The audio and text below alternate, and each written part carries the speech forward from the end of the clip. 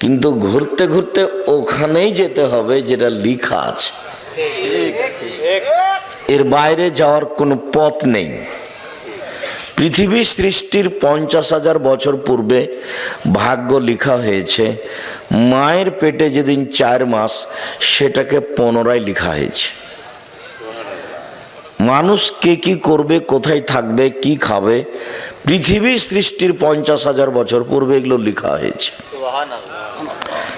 সেটাকেই মায়ের পেটে 4 মাস যখন, তখন পুনরায় বাস্তবায়ন করা হয়েছে।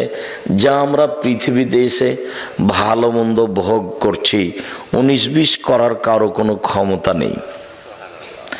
এটা স্বাভাবিকভাবে সামাজিকভাবে একজন আর একজনের উপরে দোষারোপ করে থাকি। মাঝে মধ্যে আমি বলেছি, সেদিন আপনাদেরকে বলছিলাম যে 3 শ্রেণীর মানুষের সাথে আল্লাহ কথা বলবেন না। 3 শ্রেণীর মানুষ জাহান্নামে যাবে। তার 1 শ্রেণীর মানুষ হচ্ছে মুকাজ্জিবুন বিল কাদারে, ভাগ্যকে যে অস্বীকার করে। ভাগ্যকে অস্বীকার করা হয় কিভাবে? যে আপনার ছেলে আর আমার ছেলে ঢাকা থেকে আসছিল, সিরাজগঞ্জে আপনার ছেলেটা গাড়ি থেকে নেমে গেছে, আর একটা গাড়িতে উঠেছে। ওই গাড়িটা সামনে অ্যাক্সিডেন্ট হয়ে গেছে, আপনার ছেলের হাত ভেঙে গেছে। এখন আপনি বলছেন, আহারে আমার ছেলে যদি আগের গাড়ি থেকে না নামতো তাহলে হাত ভাঙতো না। এটা হলো ভাগ্যকে অস্বীকার করা। ঘটনা ঘটবে এটা লেখা আছে তার তাকদিরে, তাই ও গাড়ি থেকে নেমেছে। আপনাকে এই দিকে আসতে হতো না যে গাড়ি থেকে নেমে এটাতে উঠেছে সেই জন্য ভেঙে গেছে। এখন আপনাকে বলতে হবে যেটা ঘটেছে তাকদির, চলো ছেলেকে নিয়ে তাড়াতাড়ি মেডিকেলে যাই, তার কি চিকিৎসা হবে এই পদক্ষেপ গ্রহণ করি। এদিকে না গিয়ে এদিকে এসেছে। যেমন রাসূল সাল্লাল্লাহু আলাইহি সাল্লাম বলেছেন, তোমরা 3টা ব্যাপারে বদদুয়া করো না। 1, নিজেদের ব্যাপারে বদদুয়া করো না, যে সব ঝামেলার মধ্যে বেঁচে থাকার চেয়ে না থাকাই ভালো। লা তাদু আলা আনফুসিকুম, বুখারী মুসলিমের হাদিস। আল্লাহ রাসূল সাল্লাল্লাহু আলাইহি সাল্লাম বলেন যে তোমরা নিজেদের উপরে বদদুয়া করো না, এসব ঝামেলা বেঁচে থাকার চেয়ে না থাকাই ভালো। এইটা হলো নিজের উপরে বদদুয়া করা। ওয়ালা তাদু আলা আমওয়ালিকুম, তোমাদের অর্থ সম্পদের উপরে বদদুয়া করো না। এই টাকা পয়সার এই ঝামেলা, মামলা, মোকদ্দমা, জমি জায়গা এসবগুলো না থাকাই ভালো। অর্থ সম্পদের উপরে তোমরা বদদুয়া করো না। 3, ওয়ালা তাদু আলা আওলাদিকুম, তোমাদের ছেলেদের মেয়েদের উপরে বদদুয়া করো না। ছেলেদের মেয়েদের উপরে বদদুয়া, বাপ মায়ের বদদুয়া একেবারে বিদ্যুৎ কারেন্টের মতো লেগে যাবে, খুব সাবধান। এখন ছেলে বাপকে মেরেছে, তো এখন বাপে বলছে তোকে ত্যায্য পুত্র করলাম, তোকে ত্যায্য পুত্র করলাম, তোকে ত্যায্য পুত্র করলাম। শতবার যদি বাপ বলে যে তোকে ত্যায্য পুত্র করলাম, তো এই কথার কোনোই দাম নাই। বাপ মরলেই ছেলে জমি ভাগ করে নেবে। মানে এই ত্যায্য পুত্র বাক্যের কোনো দাম নাই। ছেলে যখন বাপকে মেরেছে তখন বাপের উচিত ছিল তাড়াহুড়া করে সুন্দর করে ওযু করে ঘরে ঢুকে সময়ের উপরে 2 রাকাত সালাত আদায় করে কিবলার দিকে মুখ করে হাত উঠিয়ে প্রার্থনা করে বলার দরকার ছিল যে আমি এই জন্য ছেলে তোমার কাছে নিনি, তুমি আমাকে ছেলে ফিরিয়ে দাও। ছেলে আমাকে মারবে কেন? ছেলে আমাকে সম্মান করবে। আমার ছেলে ভুল করেছে, তুমি আমার ছেলেকে ভালো করে দাও, আর যেন আমাকে কোনোদিন না মারে, ও যেন আমাকে মাথায় করে থাকে, ও যেন আমাকে সম্মান করে। এইটা আমি তোমার কাছে চাচ্ছি। আমি তো এরকম ছেলে তোমার কাছে চাইনি, তুমি আমার ছেলেকে ভালো করে দাও। এইটাই ছিল বাপ মায়ের জন্য বলা উচিত। কিন্তু বাপ মা রাগ করে বলছে তোকে ত্যায্য পুত্র করলাম, তোকে ত্যায্য পুত্র করলাম। অথচ ওই কথার কোনো দাম নেই, কোনো দাম নেই। বাপ মরলে জমি ভাগ করে নিবেই, আর নেওয়াটাই ঠিক। পৃথিবীতে বাপ মাকে মানে না যারা, তারা জান্নাতে যাবে না, এ কথা ঠিক। কিন্তু বাপ মা ছেলে মেয়েকে গালি দিবে, বদদুয়া করবে, এটা নয় যে। তখন আপনাকে আমি একটা দেখিয়েছি যে তাৎক্ষণিক দেখেন, বাপ মায়ের দোয়া দেখবেন একবারে তাৎক্ষণিক, হাতে হাতে। 3 জন মানুষ বাল্য অবস্থায় 3টা বাচ্চা দুধ খাওয়া অবস্থায় কথা বলেছে। তার একজন হলেন ঈসা আলাইহিস সালাম, আর একজন হলো জোরায়েজের সপক্ষে একটি দুধের বাচ্চা।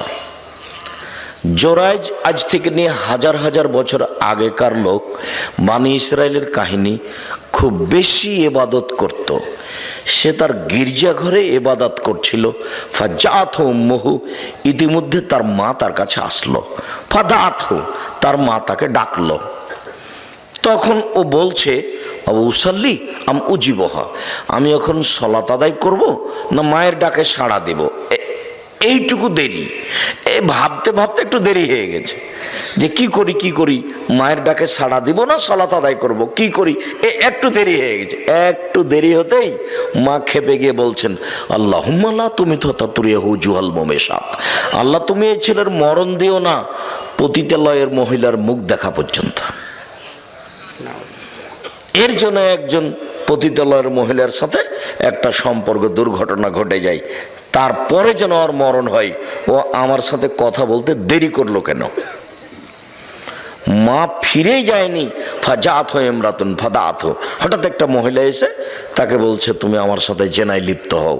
ফাআবা, জোরায়েজ অস্বীকার করলেন। ছি ছি ছি ছি ছি ছি, বলো কি তুমি? ফাআতাতির রাইয়া, তখন ওই মহিলা একটা রাখালের কাছে আসলো। ফাম কানাথু, মহিলা রাখালকে চেপে ধরলো, জেনা করলো। ফাদাত গোলামান, এতে একটা বাচ্চা জন্ম নিল। কালত হুয়া মিন জোরায়েজ, মহিলা বলে দিল এই বাচ্চাটা হলো জোরায়েজের। বদনাম ছড়িয়ে গেল। ফাতাহু, জনগণ জোরায়েজের গির্জাঘরের কাছে আসলো। ফাকাসসারুহু, এসে তার গির্জাঘরকে একবারে ভেঙে চৌচির খান খান ধুলা ধুলা করে দিল। ওয়ানজালাহু, তাকে গির্জাঘর থেকে টেনে হেঁচড়ে রাস্তায় নামিয়ে দিল। ও সাব্বুহু, যার যা ভাষাতে কুলালো সে তার ভাষায় গালি দিল। অনেক নির্যাতিত হওয়ার পরে ফাকামা, জোরায়েজ দাঁড়ালো। অতাওয়াদ্দা, অজু করলো। অসল্লা রাকাতাইন, 2 রাকাত সালাত আদায় করলো। 2 রাকাত সালাত আদায় করার পরে ফাআতাল গোলামা, ওই দুধের বাচ্চার কাছে আসলো। দুধের বাচ্চাকে বলল, মান আবুকা, বলো তো দুধের বাচ্চা তোমার বাপকে? তখন দুধের বাচ্চা বলছে, আবিয়ার রাই, আমার বাপ হচ্ছে রাখাল, ছাগলের রাখাল। দেখেন দুধের বাচ্চা কথা বলছে, আমার বাপ হচ্ছে গরু ছাগলের রাখাল। তখন গ্রামবাসী বলছে, নাবনি সওমাতাকা বিদ্যাহাবে, তোমার এই গির্জা ঘরটাকে আমরা স্বর্ণ দিয়ে বানিয়ে দেব, যারা ভেঙে ফেলেছে। তখন জোরায়েজ বলছে, লা ইল্লা তিন, না না না না না, আমার গির্জাঘর স্বর্ণ দিয়ে বানাতে হবে না, আমারটা বানাতে হবে মাটি দিয়ে। মুসলিম। এখানে যে কথাটা বলতে চেয়েছি সেটা হলো এই যে দেখেন বাপ মায়ের বদদোয়া, হাতে হাতে কি একটা দুর্ঘটনা ঘটে গেল। বলেও কখনো বাপ মায়ের জন্য বদদোয়া, ছেলে মেয়ের জন্য বদদোয়া করবেন না। সম্মানিত দিনী ভাই বোন, আপনাদেরকে আমরা জোরালো অনুরোধ জানাচ্ছি, আপনারা যে যেখানে আছেন সুন্দরভাবে বসে থেকে ভদ্রতা বজায় রেখে গুরুত্বপূর্ণ আলোচনা শোনার জন্য প্রাণপণে চেষ্টা করুন। এই সময়ে কেউ দোকানপাটে থাকবেন না, আমার এটা জোরালো অনুরোধ। আমি এসেছি কষ্ট করে, একটা দিন বের করতে কত সময় লাগে, কত বছর কেটে যায়, আর এইভাবে আমি আসলাম এত কষ্ট ক্লেশের পরে, আর আপনি এখন দোকানে বসে চা খাবেন, এটা ঘৃণিত কাজ। এই সময় আমি পছন্দ করি না। দয়া করে আপনি আপনার কথাবার্তা চলাচল বন্ধ করুন, সামনে আসুন, কিছুক্ষণ সময় অপেক্ষা করুন, আপনার কিছু না কিছু উপকার করবই করব ইনশাআল্লাহ। সম্মানিত দিনী ভাই বোন, আল্লাহ তাআলা বলেছেন পছন্দ মতো বিবাহ করো। এর অর্থ এই নয় যে ভাগ্য ছাড়াই কাজ হবে। এটা আপনাকে আল্লাহ সান্ত্বনা দিয়েছেন। যে তোমাকে আমি আদেশ দিলাম যে পছন্দ মতো বিবাহ করো, কিন্তু পছন্দ মতো বিবাহ করো মানে 50,000 বছর পূর্বে যেটা লেখা আছে সেটার 19-20 হবে না। কাজেই ছেলের বিরুদ্ধে বদদোয়া করবেন না। ছেলে মেরেছে, ভুল করেছে, আপনি পাল্টা আল্লাহর কাছে হাত তুলে দোয়া করেন, আল্লাহ আমার ছেলে আমাকে মেরে ভুল করেছে, তুমি আমার ছেলেটাকে ভালো করে দাও। ওজনে এসে আমার পা ধরে বলে আব্বা ভুল হয়েছে, আমাকে মাফ করেন। আর এরপর থেকে সবসময় যেন আমাকে শ্রদ্ধা দেখিয়ে চলে। আল্লাহ তাআলা বলছেন ফানকিহুহুন্না বিইজনি আহলিহিন্না, তোমরা মেয়েদেরকে বিবাহ করো তার অভিভাবক মালিককে বলে, বাপকে বলে। এটা আল্লাহর জোরালো আদেশ। এই আয়াতের ভিত্তিতে আমাদের নবী মুহাম্মদ সাল্লাল্লাহু আলাইহি সাল্লাম বলেছেন আইয়ু ইমরাতিন নাকাহাত বেগাইরে ইজনে ওয়ালিহা, যে কোনো মেয়ে যদি বাপের অনুমতি ছাড়া বিবাহ বসে ফানিকাহুহা বাতিল, ফানিকাহুহা বাতিল, ফানিকাহুহা বাতিল, ওই বিবাহ বাতিল, ওই বিবাহ বাতিল, ওই বিবাহ বাতিল, কোর্টের বিবাহ বাতিল। কিয়ামত পর্যন্ত সময় থাকলে কোনো মায়ের বেটা কথা এইভাবে উল্টে ধরতে পারবে না। যদি ধরে তাহলে বলবে যে আমাদের ফেকাতে লেখা আছে, এইভাবে বলতে হবে। যে কোনো মেয়েকে যদি বলে এটা আমার বউ, দুইজন সাক্ষী, বিবাহ হয়ে গেছে, এটা লেখা আছে ফেকাতে। কিন্তু আল্লাহর নবী মুহাম্মদ সাল্লাল্লাহু আলাইহি সাল্লাম বলেছেন বাপকে না বলে যদি বিবাহ করে তাহলে সে বিবাহ বাতিল, সে বিবাহ বাতিল, সে বিবাহ বাতিল। কথাটি আল্লাহর নবী 3 বার বলেছেন জোর দিয়ে, তবুও হুজুর বলছেন যে চলবে। কি করবেন, করেন, কিছু করার আছে? কোনো পথ নেই। যদি আপনার মেয়ে 7 ছেলের মা হয় তবে ওই বিবাহ হয়নি, আবার বিবাহ পড়াতেই হবে। কোনো পথ নাই, যেহেতু বিবাহ বাতিল। শুধু তাই নয়, রাসূল সাল্লাল্লাহু আলাইহি সাল্লাম বলছেন লা তুজাব্বিজুল মারাতু আল মারাতা, একজন মহিলা আর একজন মহিলার বিবাহ দিতে পারে না, নিজে বিবাহ বসতে পারে না, বিবাহ দিতে পারে না। ফুফুতে বলছে ভাতিজিকে, ভাইয়ের মেয়েকে যে তোর আব্বা তো অমুক ছেলের সাথে বিবাহ দিবে না, তুই চলে আয় আমার বাসায়, আমি বিবাহ দিয়ে দিচ্ছি। ওর ফুফু কখন কখন পুরুষ মানুষ হয়ে গেছে,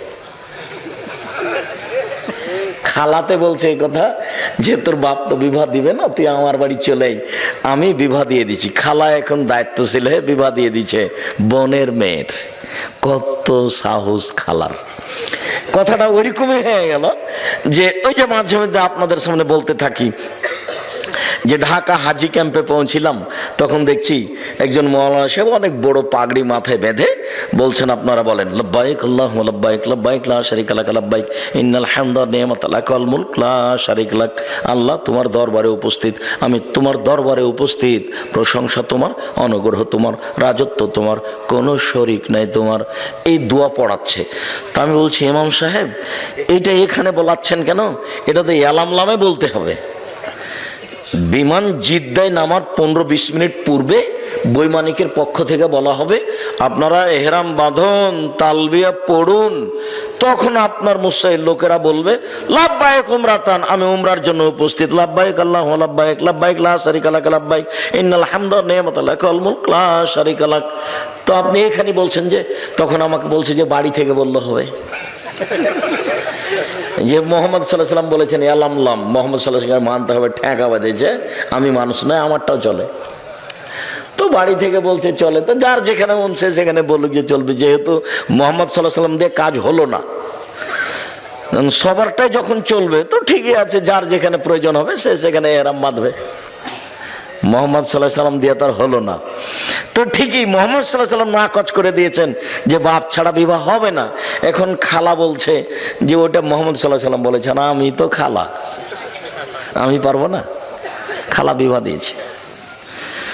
আল্লাহ বলছেন যে মেয়ের অভিভাবককে বলে বিবাহ করো, তারপরের বাক্যে বলছেন অতহুন্না উজুরাহুন্না বিল মারুফ, ভালোভাবে মোহরটা দিয়ে দাও।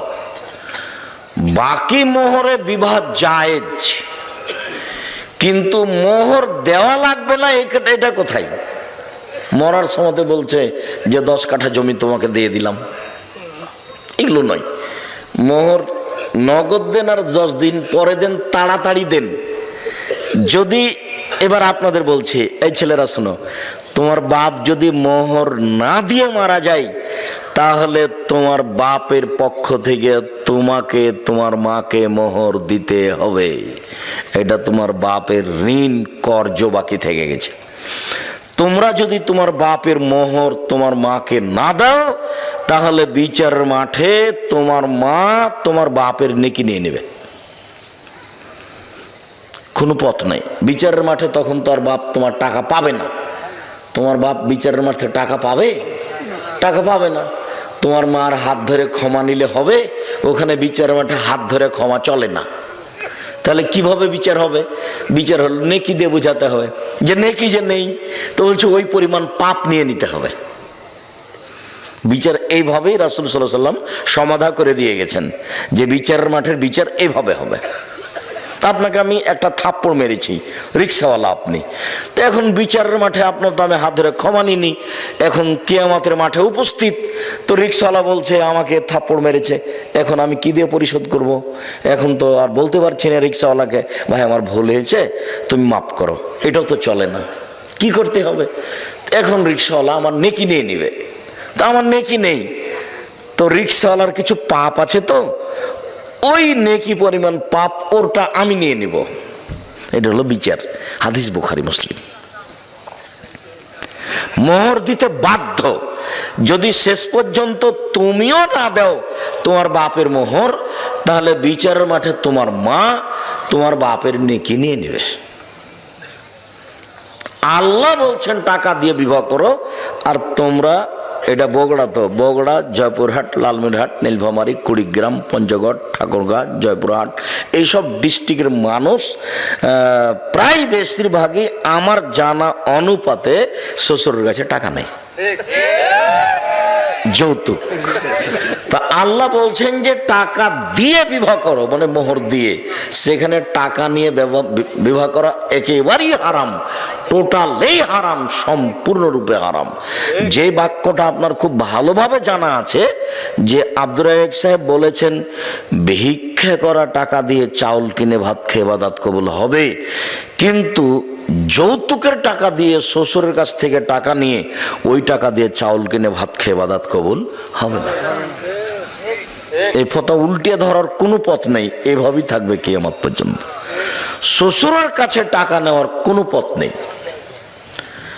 আর কোরআন হাদিস চিন্তা ভাবনা করে বুঝা যায় না যে বিবাহতে মেয়ের বাপের 2-1 টাকা খরচ হবে, এটা বোঝা যায় না। 2-1 টাকা খরচের কোনো পথ দেখা যায় না। তো আমরা আজকে প্রথম অংশের আলোচনা তেমন নয়, এতটুক যে বিবাহ করো, মেয়ের বাপ গার্জেনকে বলে কোর্টের বিবাহ বাতিল।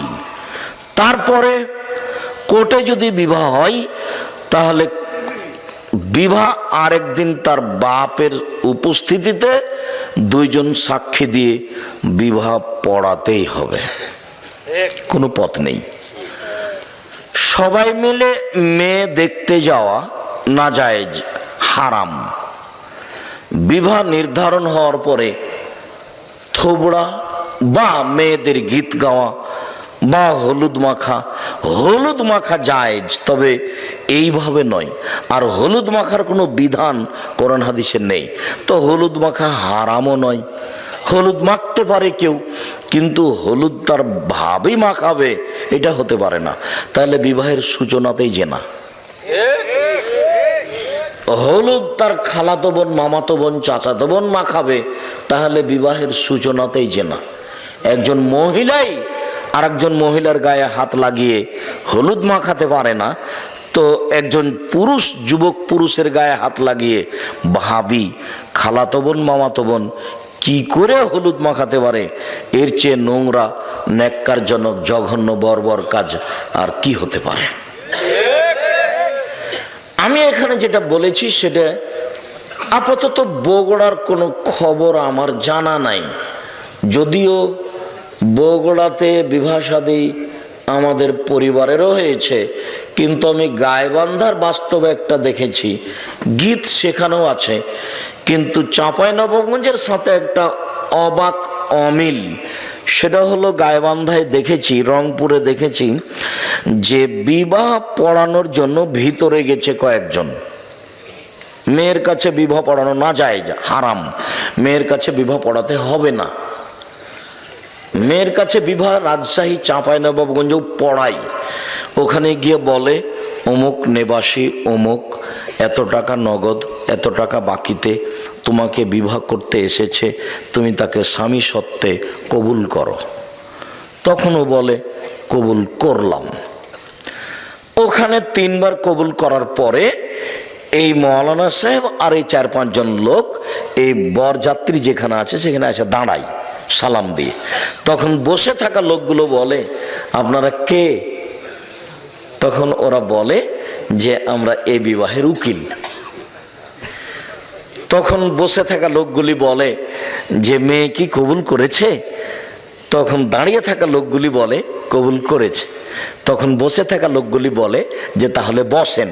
তখন তারা বসে। মনে হচ্ছে এক পাগলামি কারবার, হিন্দুদের কলার গাছের চতুর্দিকে ঘোরা। বিবাহের সময় হিন্দুদের কলার গাছের চতুর্দিকে ঘুরে, ঠিক এরকমই মনে হচ্ছে। মানে ধর্ম এরকম এটা হয় কি করে? ইসলাম ধর্মের একটা দাম আছে, তার কাজকর্মের একটা মূল্যায়ন আছে। যে হোমসিকেলি বোকার মতো এতগুলি মানুষ ওখানে যাবে, মেয়ের কাছে বিবাহ পড়াবে, আবার এখানে দাঁড়িয়ে থাকবে মূর্তির মতো। তারপর ওরা বলবে যে কবুল করেছে, তারপরে হ্যাঁ, তারপর বসতে বলবে, তারপর বসবে। এসব নোংরা কাজ ইসলামে হতে পারে না।